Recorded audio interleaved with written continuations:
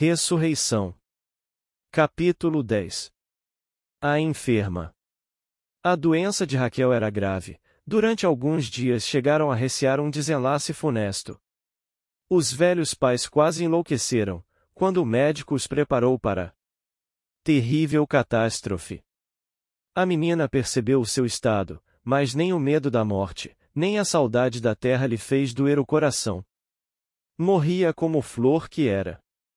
A mágoa era toda para os que haviam assim condenada sem remédio. O médico assistente dera à moléstia um nome tirado não sei se do grego, se do latim.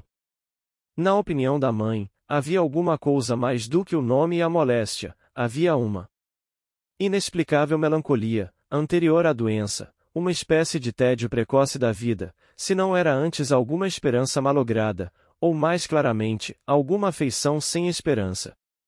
Para obter dela a confissão que imaginava, tinha de Matilde o necessário tato e doçura, era mulher e mãe. Mas, ou porque nada houvesse realmente, ou porque quisesse levar consigo o segredo da sua melancolia, Raquel nenhuma confissão lhe fez.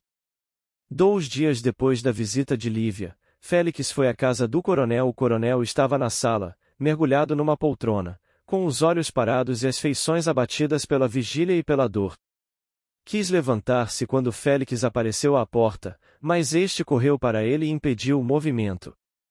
Soube anteontem do estado de sua filha, disse Félix sentando-se ao lado do velho pai.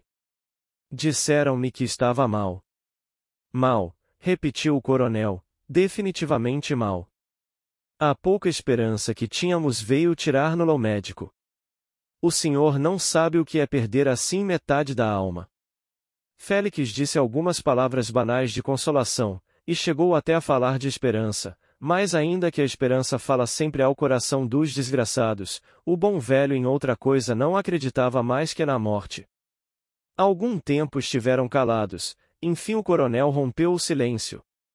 Raquel é muito sua amiga, disse ele. 2 vezes perguntou pelo senhor. Desde quando está doente? De cama está há 15 dias, mas já sofria antes disso. A princípio não me deu muito cuidado, a moléstia, porém, agravou-se rapidamente, e tem ido a pior. Foram interrompidos pelo médico assistente. Tinha este sido companheiro de Félix na escola. Ao vê-lo ali suspeitou que o tivessem mandado chamar. Félix apressou-se a explicar o motivo da sua visita. Em todo o caso, doutor, disse o outro, aproveito as suas luzes, e façamos, se lhe parece, uma conferência. O coronel foi ver se Raquel estava acordada, voltou pouco depois e acompanhou os 2 médicos à alcova da doente. Félix foi o primeiro que assomou à porta, parou alguns instantes, impressionado com o espetáculo que se lhe oferecia. Sentada à cabeceira da cama estava de Matilde, descorada e abatida, com os olhos túmidos, e porventura cansados de chorar. Aos pés da cama via-se uma moça amiga da infância de Raquel, e sua dedicada enfermeira, nesta ocasião. Ambas, tristes silenciosamente, contemplavam a doente. Raquel estava branca como a fronha do travesseiro em que descansava a formosa cabeça. Tinha os lábios entreabertos e a respiração curta e difícil. O pequeno rumor que fizeram os médicos ao entrar um pouco a sobressaltou. Raquel abriu os olhos, que ardiam de febre. Quando Félix se aproximou do leito e tomou o pulso da moça, esta olhou para ele e fez um gesto de espanto. Olhou depois em volta de si, como se duvidasse do lugar em que se achava. De Matilde inclinou-se para a filha e disse: É o doutor Félix. Raquel olhou outra vez para Félix, com aquele sorriso apagado e triste dos doentes e murmurou: Obrigada. Como se sente? Perguntou Félix. Melhor, disse ela com uma voz tão fraca que parecia um suspiro. Deveras melhor? Raquel fez um gesto de indiferença e não respondeu. Vamos lá, não desanime, disse Félix, e sobretudo não faça entristecer seus pais, que lhe querem tanto. Félix examinou a doente, fazendo-lhe algumas perguntas, a que ela debilmente respondia. Quando ele cessou de a interrogar, a moça murmurou: Morro, não é? Não, disse Félix, não há de morrer, não deve morrer. Tem ainda vida larga, mas é preciso ânimo. Raquel fez um gesto de quem não acreditava nas boas palavras do médico e voltou os olhos para a mãe. De Matilde tinha os seus cravados em Félix, como se lhe quisesse ler no rosto a sentença da filha. A doente pareceu adivinhar o pensamento, e disse com esforço: Por que não dá as suas consolações à mamãe? A conferência não durou muito tempo. Félix começou opinando por uma modificação no tratamento até ali seguido, e declarou que não julgava todas as esperanças perdidas. O colega concordou facilmente na alteração pedida por Félix, tanto mais, disse ele, quanto as esperanças eram nenhumas.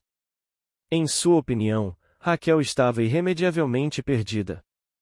Não era opinião aérea e infundada, ele podia demonstrá-la com argumentos cabais e irrefutáveis.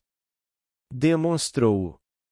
Efetivamente, durante 20 minutos, com a justa apreciação dos fatos, os dados seguros da ciência, e uma dialética tão cerrada que era impossível fazer-lhe a menor objeção. 15 dias depois, entrava Raquel em convalescença. No sentir dos pais, era Félix o salvador da filha. Fora ele quem lhes restituíra a esperança, e a realizará com os seus bons conselhos e diligente desvelo. O colega de Félix, para quem o restabelecimento da moça era a destruição de todas as noções médicas recebidas, ficou profundamente surpreendido com esse resultado.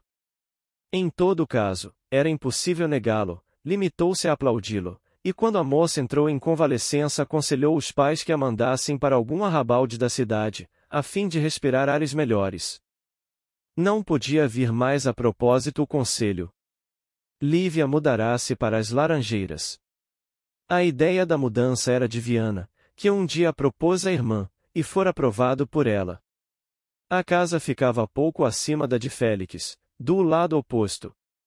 Era um prédio elegante, levantado no meio de uma chácara, não extensa nem esmeradamente tratada. Viana, entretanto, organizara um programa de reforma, que prometia executar pontualmente. Seu contentamento parecia não ter limites, além de preferir aquele bairro ao outro em que morava, havia a circunstância de ir ficar ao pé da casa de Félix, o que era já meia felicidade, dizia ele. Lívia aprovara a mudança sob a influência de igual ideia. Aqueles últimos dias tinham sido de plena e deliciosa paz. Seus projetos de futuro eram imensos, delineavam uma vida independente de todas as escravidões sociais, vida exclusiva deles, cheia de todos os prestígios da poesia e do amor. Às vezes receava que esses sonhos fossem apenas sonhos. Ainda assim não os dera por nenhum preço deste mundo. Estavam então nos primeiros dias de outubro, o casamento fora marcado para meado de janeiro. Marcado, entenda-se bem, apenas entre os dois, porque Félix conseguirá da viúva a promessa de que a notícia seria dada nas vésperas do acontecimento. Mas a razão deste segredo? Perguntou Lívia depois de lhe prometer o que pedia. Um capricho.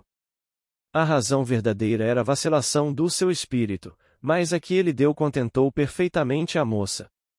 Se eu tivesse o teu coração, disse ela, desconfiava desta exigência, mas, vê lá, eu creio em ti.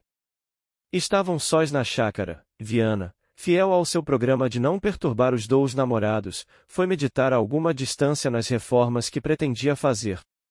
Caminhavam os dois calados e distraídos, ou melhor, concentrados em si mesmos. De repente a viúva levantou a cabeça e disse como continuação das suas anteriores palavras. Há contudo ocasiões em que esta confiança parece abalar-se, não porque eu duvide de ti, mas porque duvido do destino. Já te disse que sou supersticiosa, direito das mulheres e das crianças. Estremeço algumas vezes, quando encaro o futuro, e, sem saber porquê, pergunto a mim mesma qual será o fim de tudo isto. Desmaios apenas, e raros, de um coração que ambiciona, talvez, mais do que poderia obter. Não te parece que eu esteja emendado? disse Félix sorrindo. Há quantos dias não há sequer? Cala-te! Interrompeu Lívia tocando-lhe os lábios com os dedos. Tenho medo de te ouvir falar assim. E depois de um instante de silêncio. Não é o teu coração que me faz tremer, o teu coração é bom. Não é também o teu espírito, apesar de caprichoso, visionário, inconstante. Receio do futuro, à vista do passado. Do passado? Perguntou Félix estacando o passo. Lívia suspirou. Que houve de mal no teu passado? Continuou o médico fitando nela um olhar perscrutador. Tudo. Havia perto um velho sofá de vime. Lívia encaminhou-se lentamente para ele e sentou-se. Félix contemplou há algum tempo do lugar em que ficará. Já não sorria, a dúvida ensombrava-lhe os olhos. Enfim, deu alguns passos e parou em frente dela.